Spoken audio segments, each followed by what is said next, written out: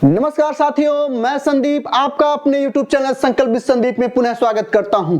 दोस्तों, बेड़ा पार सीरीज में आपको बड़ा मजा आ रहा है। मुझे पता चला है, आप लोगों के कमेंट के माध्यम से पता चला है कि आपका रिवीजन बड़ा अच्छा हो रहा है दोस्तों, और मैं आशा भी करता हूं कि आपके यहां से अधिक प्रश्न आने की भी संभावना रहेगी। बेड़ा पार सीरीज में आज हम लोग पॉलिटी को देखेंगे दोस्तों, और उनके प्रश्नों को कवर करेंगे।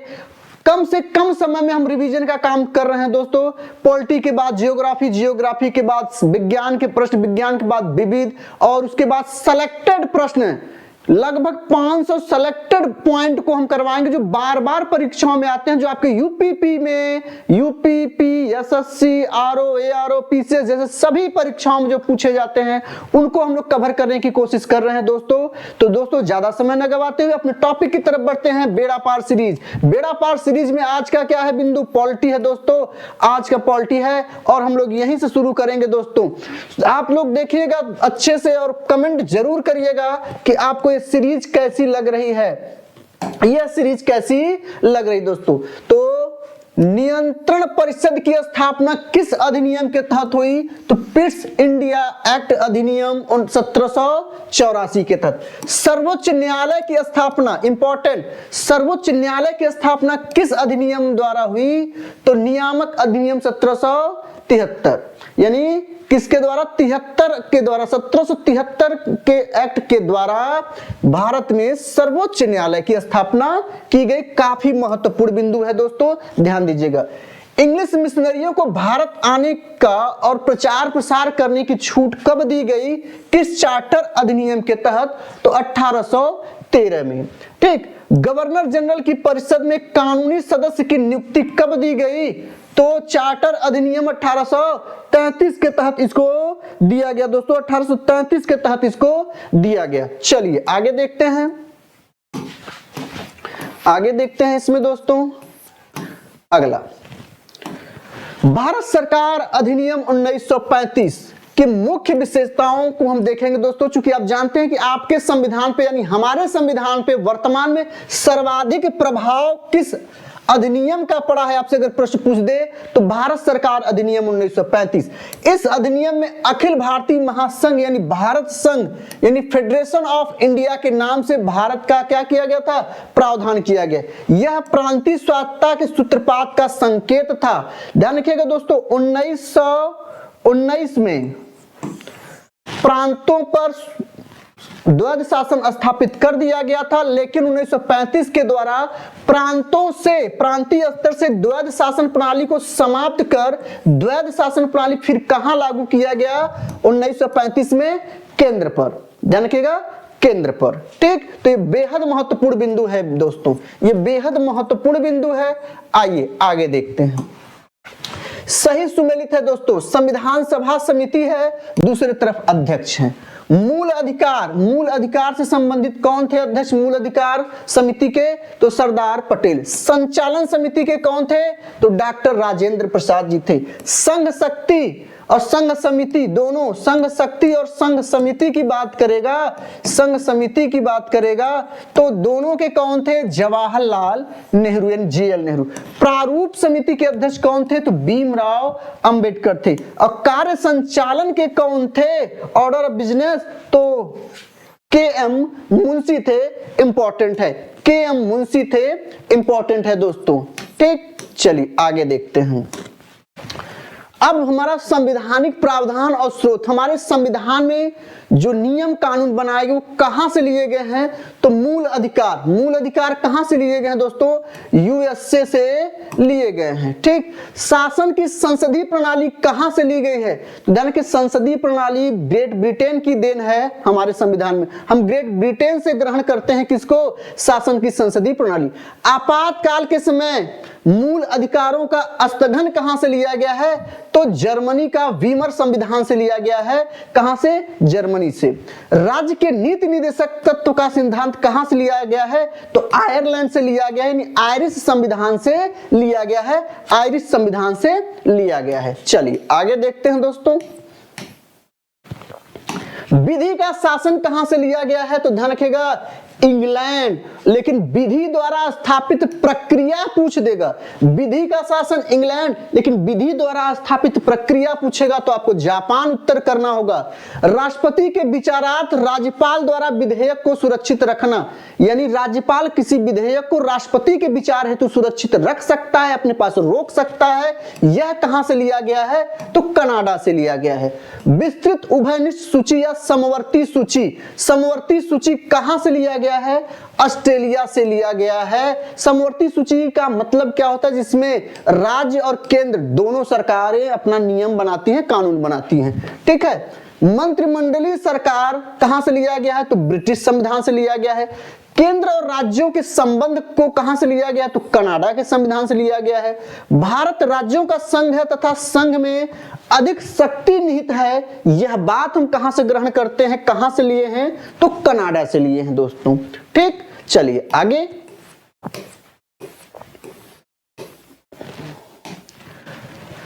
प्रावधान और स्रोत, फिर वही चीज है। मौलिक अधिकार हम कहां से लिए हैं? तो यूएसए से लिए हैं दोस्तों। राज्य के नीति निदेशक कहां से लिए हैं? आयरलैंड से लिए हैं।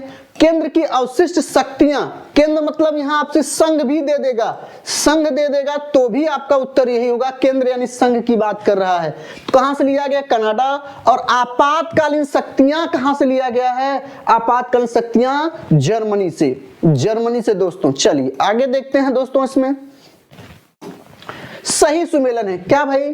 कि संविधान का भाग एक, संविधान के भाग एक में किसकी किसकी चर्चा की गई? संघ और उसके राज्य क्षेत्र की चर्चा की गई है। संविधान का भाग 4A में क्या है? मौलिक कर्तव्य है। संविधान के भाग 2 में क्या है? नागरिकता है। और संविधान के भाग 4 क्या कहता है? कि राज्य के नीति निदेशक तत्व इसमें विद्यमान है, नीति निदेशक तत्व की बात करता है, ठीक है। चलिए आगे देखते हैं। सही सुमेलित है, सही सुमेलित है दोस्तों। नागरिकता संविधान का भाग 2, संविधान के भाग 2 में नागरिकता है। मौलिक अधिकार संविधान का भाग 3, मौलिक कर्तव्य है तो संविधान का भाग 4A। और संघ की बात करेगा तो संविधान भाग 5 में है। और राज्य की बात करेगा तो संविधान का भाग 6 में है दोस्तों, भाग 6 में है। चलिए आगे देखते हैं। सही सुमेलित है क्या? कि नए राज्यों का गठन, तो नए राज्यों का गठन किस अनुच्छेद में है? अनुच्छेद 3 में है। भारतीय संविधान के अनुच्छेद 3 में है। नागरिकता भारतीय संविधान के भाग 2 में है, नागरिकता का उल्लेख, कैसे नागरिकता ले सकते हैं। मौलिक अधिकार भाग 3 में है। प्रशासनिक अधिकरण की स्थापना की बात भारतीय संविधान के किस अनुच्छेद में की गई है? तो अनुच्छेद 323A में की गई है, 323A में की गई है। चलिए आगे देखते हैं दोस्तों। सही सुमेलित है प्रावधान और संविधान का भाग। राज्य के नीति निदेशक तत्व भाग 4, संघ राज्य क्षेत्र की बात भाग 8 में की गई है, काफी इंपॉर्टेंट है। संघ राज्य क्षेत्र की बात किसमें की गई है? भाग 8 में। पंचायत की बात किसमें की गई है? तो भाग 9 में की गई है। नगर पालिका की बात किसमें की गई है? तो 9क में की गई है या 9A है ना। निर्वाचन की बात किसमें की गई है? तो भाग 15 में। भाग 15 में क्या है? निर्वाचन है दोस्तों। अधिकरण की बात किसमें है? तो भाग 14A में है, भाग 14A में है। सहकारी समितियों की बात किसमें की गई है? तो 9B में की गई है, यानी 9ब में की गई है और 9ख में, ठीक है, 9ख यहां हो जाएगा, B का मतलब ख। संघ और राज्यों के अधीन सेवाओं की बात करें तो 14 में है, 14 में है दोस्तों। और आपातकालीन उपबंध की बात की जाए, आपातकालीन उपबंध की बात की जाए तो भाग 18 है, ये ध्यान रखिएगा, भाग 18 है। ये काफी महत्वपूर्ण है दोस्तों, भाग 18 है, ठीक। चलिए आगे देखते हैं। अगला सुमेलित है दोस्तों, सब सुमेलित है, प्रावधान और ये संविधान का भाग, ठीक है। तो भाषा का उल्लेख, राजभाषा का उल्लेख किसमें है? भाग 17 में है। राज्य क्षेत्र का भाग 8 में है, अभी कुछ देर पहले हमने देखा। अनुसूचित जाति एवं जनजाति का अगर देखें तो भाग 10 में है। और अधिकरण की बात करें तो भाग 14A में है, भाग 14A में है, ठीक। चीजों को रिवाइज कराने के लिए दोस्तों मैं जो महत्वपूर्ण बिंदु है उसको कई बार हम ले लिए हैं, ध्यान रखिएगा। अब है अगला न्यूनतम आयु। न्यूनतम आयु या अर्हता और ऑफिस या पद आप किसके लिए योग्य हैं? 21 वर्ष पंचायत सदस्य। आप अगर 21 वर्ष हैं तो ग्राम पंचायत का, ग्राम प्रधान का चुनाव आप लड़ सकते हैं। और वोट देने का अधिकार कितने वर्ष को है? तो 18 वर्ष से। 25 वर्ष में आज राज्य विधानसभा का सदस्य बन सकते हैं, 30 वर्ष में आज राज्य विधान परिषद का सदस्य बन सकते हैं और 35 वर्ष में भारत के राष्ट्रपति का चुनाव आप लड़ सकते हैं। ठीक, भारत के राष्ट्रपति का चुनाव आप लड़ सकते हैं। चलिए आगे देखते हैं। समितियां, यहां से प्रश्न प्रायः बनते हैं दोस्तों, इसको ध्यान दीजिएगा। बलवंत राय मेहता समिति किससे संबंधित है? त्रिस्तरीय, पंचायत के त्रिस्तरीय पद्धति से संबंधित हैं। अशोक मेहता ने पंचायत को द्विस्तरीय पद्धति के रूप में लागू करने की बात करी। एल.एम. सिंघवी ने स्थानीय स्वशासन पद्धति की मांग की, उन्होंने कहा। और जी.वी.के. राव ने प्रतिनिधित्व के तरीकों में सुधार करने की बात की थी। काफी इंपॉर्टेंट है, ये याद रखिएगा, काफी इंपॉर्टेंट है दोस्तों। चलिए आगे देखते हैं। बहुत अच्छा प्रश्न है। केंद्रीय अन्वेषण ब्यूरो की स्थापना कब हुई? तो 1963 में हुई।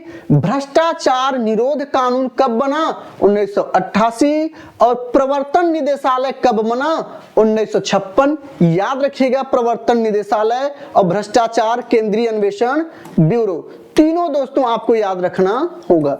चलिए आगे देखते हैं।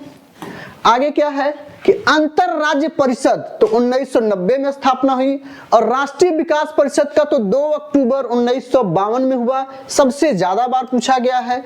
केंद्रीय सतर्कता आयोग की बात करें तो 1964 और राष्ट्रीय मानवाधिकार आयोग का गठन कब हुआ? तो 1993 में हुआ था। 1993 में हुआ था। चलिए आगे देखते हैं दोस्तों।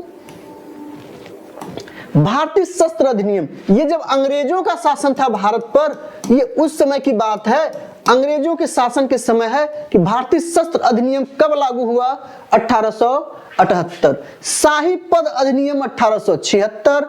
भारतीय उच्च न्यायालय अधिनियम कब बना? 1861। ये कई बार पूछा गया है।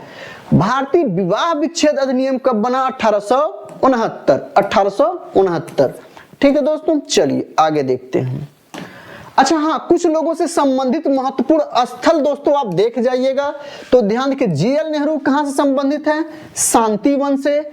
एल.बी. शास्त्री यानी लाल बहादुर शास्त्री किससे संबंधित हैं? विजय घाट से। इंदिरा गांधी किससे संबंधित हैं? शक्ति स्थल से। और राजीव गांधी किससे संबंधित हैं? वीरभूमि से हैं, वीरभूमि से। ठीक है दोस्तों, चलिए आगे देखते हैं। अब हम देखेंगे संविधान का भाग और विषय। तो भाग 2 में क्या है? नागरिकता का उल्लेख है। भाग 3 में क्या है? मूल अधिकार हैं। भाग 4 में क्या है? राज्य के नीति निर्देशक तत्व हैं। भाग 4A में क्या है? मूल कर्तव्य हैं। काफी इंपॉर्टेंट है ये चारों काफी इंपॉर्टेंट है, आपके बहुत महत्वपूर्ण है। अगला अनुच्छेद 48 का ये कहता है कि हमें हमारा क्या है कि पर्यावरण संरक्षण और संवर्धन करना चाहिए और वन्य तथा वन्य जीव की रक्षा करना चाहिए। किस अनुच्छेद के तहत? 48 के तहत। ये ध्यान रखिएगा। समान न्याय और निःशुल्क विधिक सहायता किस अनुच्छेद में है? समान न्याय और निःशुल्क विधि सहायता की बात कौन सा अनुच्छेद करता है? 39 से। कृषि और पशुपालन का संगठन की बात कौन करता है? अनुच्छेद 48। लेकिन 48 का में पर्यावरण संरक्षण, वन तथा वन जीवों की रक्षा की बात की जाती है, तो ध्यान रखिएगा इसको। ग्राम पंचायतों के संगठन की बात करें तो अनुच्छेद 40 काफी इंपॉर्टेंट है, ग्राम पंचायतों का आप ध्यान दे दीजिएगा। पुरुषों और स्त्रियों दोनों को समान कार्य के लिए समान वेतन हो, ये कौन सा अनुच्छेद कहता है? तो 39 घ कहता है दोस्तों, ध्यान दीजिएगा। 39 घ, 39 क नहीं, 39 घ। ए का मतलब यहाँ 39 क हुआ। ठीक है, तो इसको आप अच्छे से देख जाइएगा। अनुच्छेद 39 क, ख, ग, घ बहुत इंपॉर्टेंट होते हैं दोस्तों, बहुत इंपॉर्टेंट होते हैं। अस्पृश्यता का अंत किस अनुच्छेद में है? तो अनुच्छेद 17। ठीक, गिरफ्तारी एवं निरोध के विरुद्ध संरक्षण आपको मिलेगा। आप वकील रखने का, अपनी बात रखने का किसके तहत? अनुच्छेद 22 के तहत। धर्म की स्वतंत्रता होगी, किस अनुच्छेद ने कहा? अनुच्छेद 24 के तहत कहा गया। अल्पसंख्यकों के हितों का संरक्षण होगा, यह किसमें कहा गया? अनुच्छेद 29 में कहा गया। किसमें कहा गया? अनुच्छेद 29 में कहा गया। अगला शाही सुमेलन है ना, उपाधियों का निषेध कब हुआ? अनुच्छेद 78 के तहत। उपाधियों का निषेध किसके तहत कहा गया? अनुच्छेद 18। धार्मिक मामलों के प्रबंधन की स्वतंत्रता कब दी गई? अनुच्छेद 26 में। अल्पसंख्यकों की भाषा के संबंधी संरक्षण में क्या है? 29। और शिक्षा का अधिकार किसमें दिया गया? अनुच्छेद 21। जीवन जीने का अधिकार भी किस अनुच्छेद में है? 21 में है। और शिक्षा का अधिकार की बात कौन करता है? तो 21A करता है, 21A करता है। ठीक है, चलिए आगे। जी हाँ दोस्तों, छत्तीसगढ़ राज्य स्वरूप में कब आया? तो 1 नवंबर 2000। ध्यान दीजिए, सब के सब 2 हैं, लेकिन आपको डेट याद रखना होगा। डायरेक्ट आपसे डेट पूछ सकता है। छत्तीसगढ़ कब बना? तो 1 नवंबर 2000 को। उत्तराखंड कब बना उत्तर प्रदेश से अलग होकर? 9 नवंबर 2000 को। और झारखंड कब बना? तो 15 नवंबर 2000 को। ये काफी इंपॉर्टेंट है। कौन कौन से हैं भाई, किस क्रम के हैं? 26वां, 27वां होंगे, 28वां होंगे कि क्या होंगे? इनका क्रम भी दे देगा, कौन किस क्रम का है। आप लोग कमेंट बॉक्स में हमें बताइए, कमेंट बॉक्स में हमें बताइए दोस्तों। चलिए आगे देखते हैं। सही सुमेलित है दोस्तों। कब किसकी स्थापना हुई? स्वतंत्र राज्य की स्थापना कब हुई? तो नागालैंड स्वतंत्र रूप से कब हुआ? कब स्वतंत्र रूप से? तो ध्यान रखिए 1 दिसंबर 1963। मेघालय 21 जनवरी 1972। सिक्किम का बहुत बार पूछा है, 16 मई 1975। अरुणाचल प्रदेश की बात करें 20 फरवरी 1987। इंपॉर्टेंट है दोस्तों, ध्यान दीजिएगा, इंपॉर्टेंट है। चलिए आगे देखते हैं दोस्तों। जी हाँ, बहुत अच्छा प्रश्न है कि भारतीय संविधान द्वारा राष्ट्रगान जन गण मन को हिंदी प्रारूप के रूप में कब अपनाया गया? तो 24 जनवरी 1950 को, यानी गणतंत्र दिवस के 2 दिन पहले अपनाया गया। किसको? राष्ट्रगान जन गण मन को। भारतीय संविधान सभा ने राष्ट्रीय ध्वज के प्रारूप को कब स्वीकार किया? तो 22 जुलाई 1947 को किया। भारत शासन द्वारा राजकीय चिन्ह को कब अंगीकृत किया गया, अडॉप्ट किया गया? तो 26 जनवरी 1950 को। भारतीय राष्ट्रीय पंचांग आधारित है, शक संवत पर आधारित है। हालांकि ग्रेगोरियन कैलेंडर भी अपने यहां चलता है, लेकिन भारतीय राष्ट्रीय पंचांग की बात करेगा तो शक संवत आपको लगाना होगा। राष्ट्रीय पंचांग को कब अपनाया गया? तो 22 मार्च 1957 को। यह बहुत महत्वपूर्ण डाटा है, इसको याद कर लीजिएगा, बहुत ही महत्वपूर्ण डाटा है। चलिए आगे देखते हैं इसमें। अच्छा हाँ, भारत का राष्ट्रीय पशु क्या है दोस्तों? बाघ है। आपसे पूछ दे कि बाघ से पहले भारत का राष्ट्रीय पशु क्या था? तो शेर था। बाघ का वैज्ञानिक नाम क्या है? तो पैंथेरा टाइग्रिस है। पैंथेरा टाइग्रिस है, पैंथेरा टाइग्रिस है, टाइग्रिस है, ध्यान रखिएगा। ठीक, पैंथेरा टाइग्रिस है।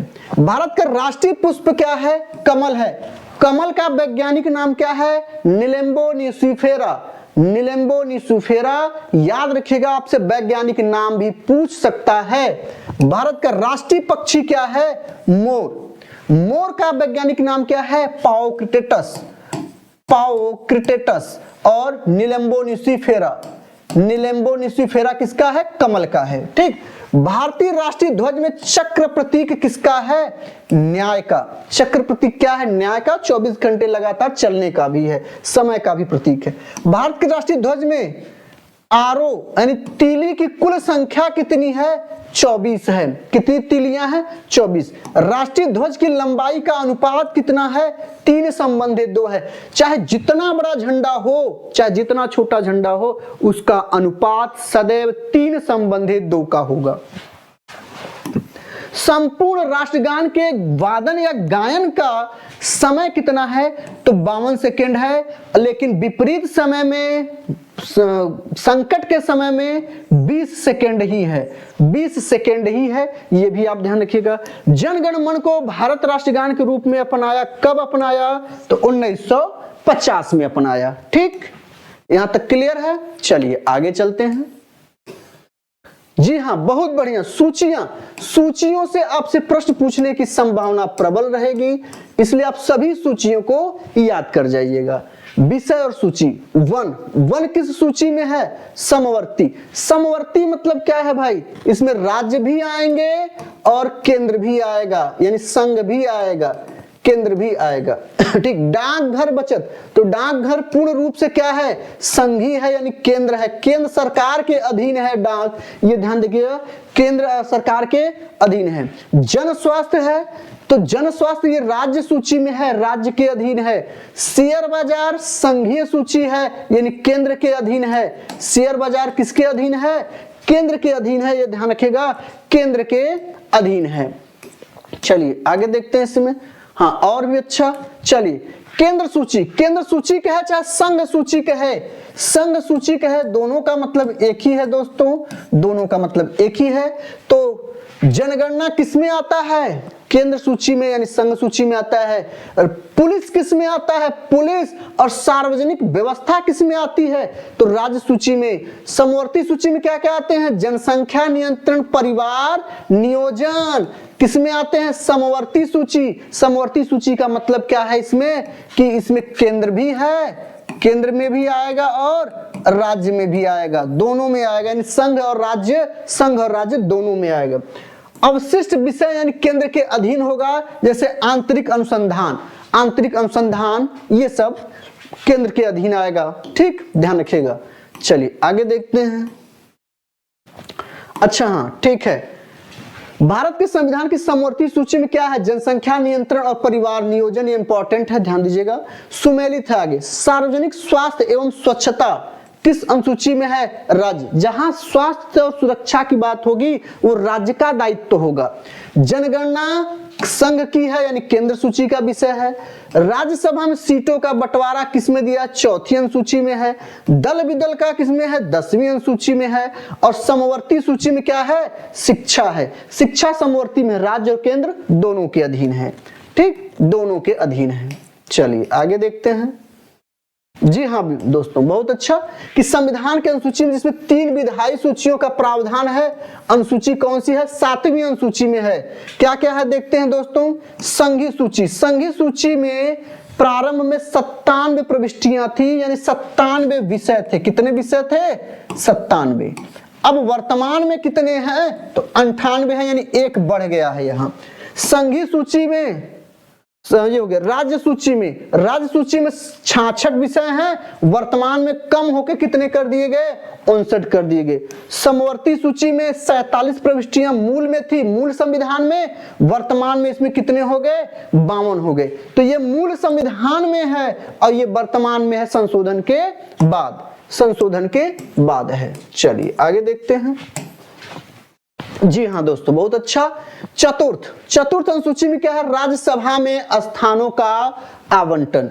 षष्टम में क्या है? असम, त्रिपुरा, मेघालय और मिजोरम, यानी 4 राज्यों के अनुसूचित जनजाति क्षेत्रों का वर्णन है, ये 6वीं में। 5वीं में भारत के इन 4 राज्यों को छोड़कर सभी अनुसूचित जनजातियों का वर्णन मिलता है, लेकिन षष्टम यानी 6वीं अनुसूची विशेष रूप से 4 राज्यों के लिए है। इसको देख जाइएगा, असम, त्रिपुरा, मेघालय, मिजोरम। अष्टम यानी 8वीं अनुसूची में राजभाषा यानी भाषा से संबंधित है। और नवम में भूमि सुधार अधिनियम से है, इंपॉर्टेंट है, भूमि सुधार अधिनियम से है, इंपॉर्टेंट है। चलिए आगे।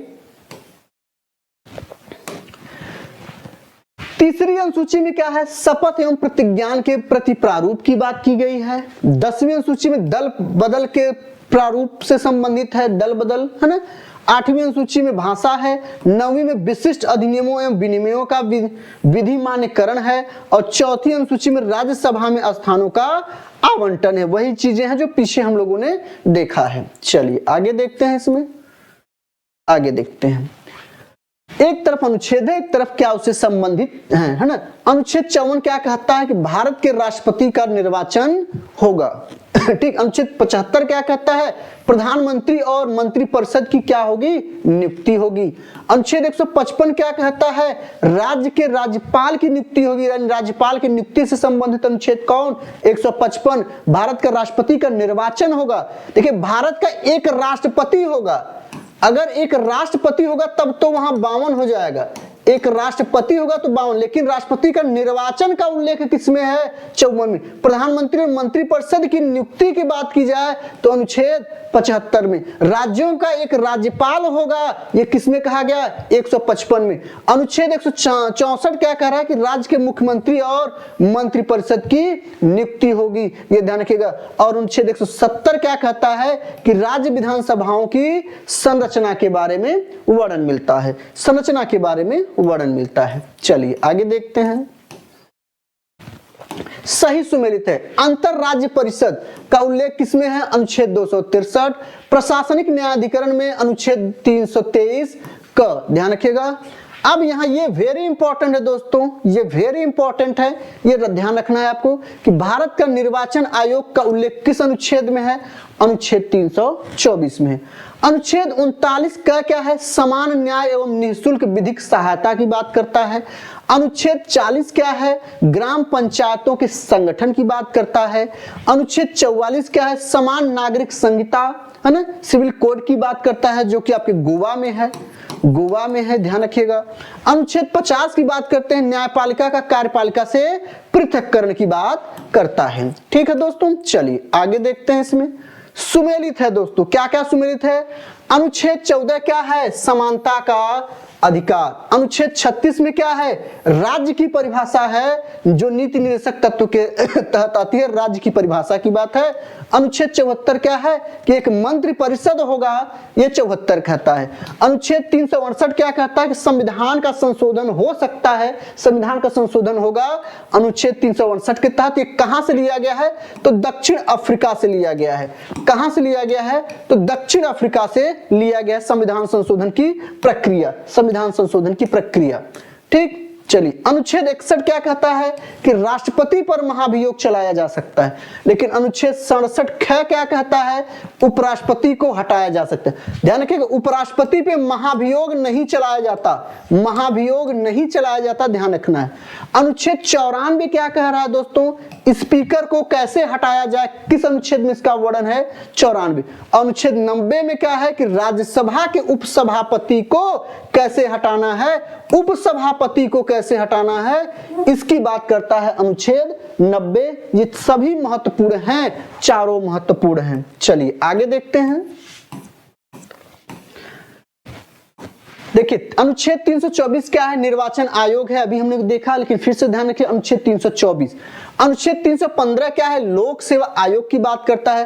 अनुच्छेद 280 क्या है? वित्त आयोग है। और अनुच्छेद 338 सबसे महत्वपूर्ण है। अनुच्छेद 338 बहुत पूछता है और लोग इसको याद नहीं करते हैं। राष्ट्रीय अनुसूचित जाति आयोग की बात किस अनुच्छेद में मिलता है? अनुच्छेद 338। इंपॉर्टेंट तो सब है, मैंने सभी इंपॉर्टेंट को ही कलेक्ट किया है यहाँ पे, ये ध्यान रखिएगा, लेकिन आपको इसको ध्यान देना होगा। चलिए आगे देखते हैं। सही सुमेलित है। पंचायत, पंचायतों की बात भाग 9 में है, लेकिन नगर पालिका की बात करें तो 9 क, सहकारी समितियों की बात करें 9 ख, और अधिकरण की बात करें तो 14 क है। ये तीन तो बहुत फेमस है, बहुत फेमस है। 9 क 9 ख, 9 ख सहकारी समितियां, ध्यान रखिएगा।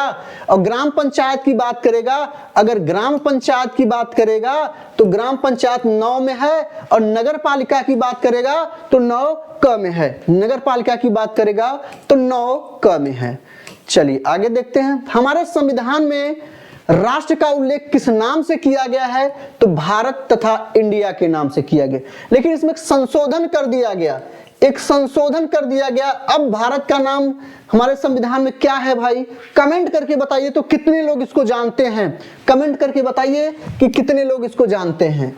भारतीय संविधान की प्रस्तावना के संबंध में शब्दों का सही क्रम, आपसे क्रम पूछता है दोस्तों। सही क्रम है कि प्रभुता संपन्न पहले आएगा, प्रभुता संपन्न पहले आएगा, समाजवादी बाद में आएगा, फिर पंथ निरपेक्ष, फिर लोकतांत्रिक और गणराज्य की बात अलग होगी। ठीक, ये ध्यान रखिएगा। पहले पे, दूसरे पे, तीसरे पे, चौथे पे, पांचवें पे। ठीक है, ठीक। प्रभु जी शपथ कब लोगे? इसका एक ट्रिक भी है दोस्तों, इसका एक ट्रिक भी है, हम ट्रिक आपको दे रहे हैं। अभी हम ट्रिक भी इसको दे रहे हैं। आप लोग इसको देख लीजिए कि प्रभु जी शपथ कब लोगे, प्रभु जी शपथ कब लोगे, शपथ कब लोगे। तो प्रभु से क्या होगा भाई, प्रभुता संपन्न, प्रभुता संपन्न। स से क्या है, समाजवादी, समाजवादी। पंथ निरपेक्ष, पंथ से क्या होगा, पंथ निरपेक्ष, पंथ निरपेक्ष की बात करता है। लो से लोकतांत्रिक, लोकतांत्रिक, इसका ट्रिक है लोकतांत्रिक। और ग से गणराज्य, गणराज्य सबसे अंत में होगा। तो प्रभु जी से प्रभुता संपन्न की बात कर रहा है, प्रभुता संपन्न की बात कर रहा है। और प्रभु से प्रभुता संपन्न, स से समाजवादी, समाजवादी, प से पंथ निरपेक्ष, लोकतांत्रिक, गणराज्य। ये इसका ट्रिक है दोस्तों, ये इसका ट्रिक है। मैं जब ऑफलाइन कराता हूं तो इन सब ट्रिक के माध्यम से मैं पढ़ाता हूं दोस्तों, ट्रिक के माध्यम से पढ़ाता हूं, सब क्लास में ही याद करवा दिया जाता है दोस्तों। ठीक, चलिए आगे देखते हैं। इसमें 42वें संविधान संशोधन द्वारा प्रस्तावना में क्या क्या जोड़ा गया, तो समाजवादी, पंथ निरपेक्ष और अखंडता शब्द जोड़े गए। इन तीनों को आप ध्यान दीजिएगा।